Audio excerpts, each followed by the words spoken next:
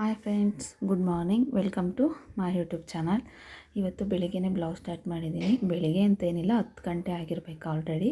So ಹಾಗೆ ನಮ್ಮ ಮನೆ ಮುಂದೆ ಈ ಮಾವಿನ ಮರ ಇತ್ತು. ಎಷ್ಟು ಚೆನ್ನಾಗಿ ಗ್ರೀನರಿಯಾಗಿ ಕಾಣಿಸ್ತಿದೆ ಅಂದರೆ ನೋಡೋದಕ್ಕೆ ಕಣ್ಣಿಗೆ ಆನಂದ ಅನ್ನೋ ಥರ ಕಾಣಿಸ್ತಿತ್ತು.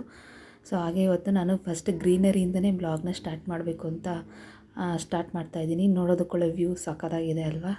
ಸೊ ಹಾಗೆ ಸ್ವಲ್ಪ ಬಟ್ಟೆಗಳಿದ್ವು. ಇವತ್ತು ವೆಡ್ನೆಸ್ಡೇ ಅಲ್ವಾ, ಸೊ ಇವತ್ತು ಬರೀ ಕ್ಲೀನಿಂಗ್ದೇ ಇರುತ್ತೆ, ಪೂಜೆ ಎಲ್ಲ ಏನಿರೋದಿಲ್ಲ. ಹಾಗಾಗಿ ಬಟ್ಟೆ ಎಲ್ಲ ತೊಳೆದಾಕಿ ಅದಾದಮೇಲೆ ಸ್ವಲ್ಪ ರಾಗಿ ಇದ್ದು, ರಾಗಿನೆಲ್ಲ ತೊಳೆದಾಕಬೇಕು ಅಂತೇಳಿ ಎಲ್ಲ ತೊಳೆದಾಕಿದ್ದೀನಿ. ನಾನು ಆಲ್ಮೋಸ್ಟ್ ನಾವು ರಾಗಿನ ತೊಳೆದ್ಬಿಟ್ಟೆ ನಾವು ರಾಗಿ ಹಸಿಟ್ಟನ್ನ ಯೂಸ್ ಮಾಡ್ಕೊಳ್ಳೋದು. ಸಾಮಾನ್ಯವಾಗಿ ಇತ್ತೀಚೆಗೆ ಅದೇ ರೀತಿ ಎಲ್ಲರೂ ಮಾಡ್ತಿದ್ದಾರೆ ಅನಿಸುತ್ತೆ. ಸೊ ಹಾಗೆ ನಾನು ರಾಗಿನೆಲ್ಲ ತೊಳೆದು ಸ್ವಲ್ಪ ಬಿಸಿಲಿಗೆ ಡ್ರೈ ಆಗೋದಕ್ಕೆ ಹಾಕಿದ್ದೀನಿ. ಸೊ ಇದೆಲ್ಲ ಆದಮೇಲೆ ಬಂದು ನಾನು ಫ್ರೆಶ್ ಅಪ್ ಆಗಿ ರೆಡಿ ಆಗಿಬಿಟ್ಟು ಇವತ್ತು ತಿಂಡಿಗೆ ಚಿತ್ರಾನ್ನ ಮಾಡಿದ್ದೆ. ಸೊ ಚಿತ್ರಾನ್ನ ತಿಂದು ನಮ್ಮಮ್ಮರು ಬಂದಿದ್ದರು, ಅಮ್ಮ ಮತ್ತು ನನ್ನ ತಮ್ಮ ಬಂದಿದ್ದರು. ಅವ್ರಿಗೂ ಚಿತ್ರಾನ್ನ ಹಾಕ್ಕೊಟ್ಟೆ. ಅವರು ತಿಂಡಿ ತಿಂದ್ಬಿಟ್ಟು ಏನೋ ಕೆಲಸ ಇದೆ ಅಂತ ಆಚೆ ಹೋದರು. ಇನ್ನು ಹೂವು ಇತ್ತು, ಹೂವು ತಂದುಕೊಟ್ಟಿದ್ರು ಅವರೇನೆ ಬರಬೇಕಾದ್ರೆ.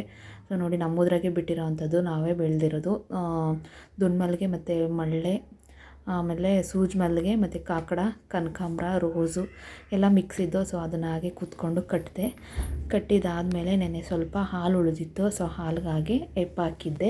ಇನ್ನು ಮೊಸರು ನೋಡಿ ಎಷ್ಟು ಚೆನ್ನಾಗಾಗಿದೆ ಅಂದರೆ ಗಟ್ಟಿಗಿತ್ತು ಮೊಸರು. ಸೊ ಅದಕ್ಕೆ ನಾನು ಸ್ವಲ್ಪ ನೀರನ್ನ ಮಿಕ್ಸ್ ಮಾಡಿಕೊಂಡು ಈಗ ಮಂತಿನ ಸಹಾಯದಿಂದ ನಾವು ಮಜ್ಜಿಗೆನ ಕಡಿತೀನಿ. ಹಿಂದಿನ ಕಾಲದಲ್ಲೆಲ್ಲ ಹಂಡೆಗಟ್ಟಲೆ ಮಜ್ಜಿಗೆ ಮಾಡ್ತಾಯಿರೋ ಹಾಲನ್ನಾಗೆ ಹಾಕ್ಬಿಟ್ಟು ಮಜ್ಜಿಗೆ ಮಾಡಿಕೊಂಡು ಮನೆಯಲ್ಲೇ ಕುಡಿತಿದ್ರು. ಅವಾಗ ಡೈರಿಗೆಲ್ಲ ಹಾಲು ಹಾಕ್ತಿರ್ಲಿಲ್ಲ. ಸೊ ನಾವು ಡೈಲಿ ಹಾಲು ತೊಗೊಳೋದ್ರಿಂದ ಮಿಕ್ಕಿದ ಹಾಲ್ಗೆ ಈ ಥರ ಮಾಡಿಕೊಂಡು ಹಾಕ್ಕೋತೀನಿ. ಸೊ ಹಾಗೆ ಇವಾಗ ಮಜ್ಜಿಗೆನ ಕಡಿತಾಯಿದ್ದೆ. ಹಾಗೆ ಬಿಸಿಲು ಟೈಮಲ್ಲಿ ಮಜ್ಜಿಗೆ ಕುಡಿಯೋದ್ರಿಂದ ದೇಹಕ್ಕೂ ತಂಪು ಮತ್ತು ನಮಗೆ ತುಪ್ಪನೂ ಆದಾಗುತ್ತೆ, ಹಾಗೆ ನಮ್ಮ ದೇಹಕ್ಕೆ ಮಜ್ಜಿಗೆನೂ ಕುಡ್ಕೊಂಡಾಗುತ್ತೆ ಅನ್ನೋ ಕಾರಣದಿಂದ ನಾನು ಇದನ್ನು ಮಾಡ್ತೀನಿ. ಸೊ ಹಾಗೆ ನಾನು ಮಜ್ಜಿಗೆ ಕರಿತಾ ಇರ್ಬೇಕಾದ್ರೆ ನನ್ನ ಮಗಳು ಬಂದರು. ಅವರಿಂದ ಫ್ರೆಶ್ ಅಪ್ ಆಗಿಲ್ಲ, ಸ್ನಾನ ಮಾಡು ಅಂತ ಹೇಳಿ ಸಾಕಾಗೋಯ್ತು. ಅವ್ರು ರೆಡಿ ಆಗೋಕ್ಕೆ ರೆಡಿ ಇರಲಿಲ್ಲ. ಓಕೆ ನಾನು ಮಾಡ್ತೀನಿ ಅಂತಂದರು. ಸರಿ ಅಂತೇಳಿ ಅವ್ರಿಗೂ ಕೊಟ್ಟೆ. ನೋಡಿ, ಅವರು ಮಜ್ಜಿಗೆನ ಕರೆದ್ರು, ಸ್ವಲ್ಪ ಕರೆದ್ರೆ ಅಷ್ಟೇ. ಇನ್ನು ಫೈನಲಿ ನೋಡಿ, ಈ ರೀತಿ ಅರ್ಶಿನಗೆ ಬೆಣ್ಣೆ ಬಂತು. ಸೊ ಇದನ್ನು ನಾವು ಬಿಸಿನೀರು ಇಟ್ಕೊಂಡು ಆ ಬಿಸಿನೀರಲ್ಲಿ ಕೈ ಇಟ್ಕೊಳ್ತಾ ನಾವು ಇದು ಬೆಣ್ಣೆನ ಕಲೆಕ್ಟ್ ಮಾಡಬೇಕು. ಯಾಕಂದರೆ ಕೈಗೆ ಅಂಟ್ಕೊಳ್ಳುತ್ತೆ ಜಿಡ್ಡು ಥರ. ಹಾಗಾಗಿ ನಾವು ಬಿಸಿನೀರು ಸಹಾಯದಿಂದ ಆ ಬೆಣ್ಣೆನ ನಾವು ಕಲೆಕ್ಟ್ ಮಾಡ್ಬೋದು. ಸೊ ಇಷ್ಟು ಬೆಣ್ಣೆ ಸಿಕ್ತು ನನಗೆ. ಸೊ ಈ ಬೆಣ್ಣೆನ ನಾನು ಆವಾಗಲೇ ಕಾಯಿಸ್ಕೊಂಡು ಬಿಡ್ತೀನಿ. ಸೊ ಯಾರೆಲ್ಲ ನನ್ನ ಚಾನಲ್ ನೋಡ್ತಿದ್ದೀರಾ ದಯವಿಟ್ಟು ಸಬ್ಸ್ಕ್ರೈಬ್ ಮಾಡಿ ನೋಡಿ, ಹಾಗೆ ಲೈಕ್ ಮಾಡಿ, ಶೇರ್ ಮಾಡಿ ಅಂತ ಕೇಳ್ಕೊಳ್ತೀನಿ.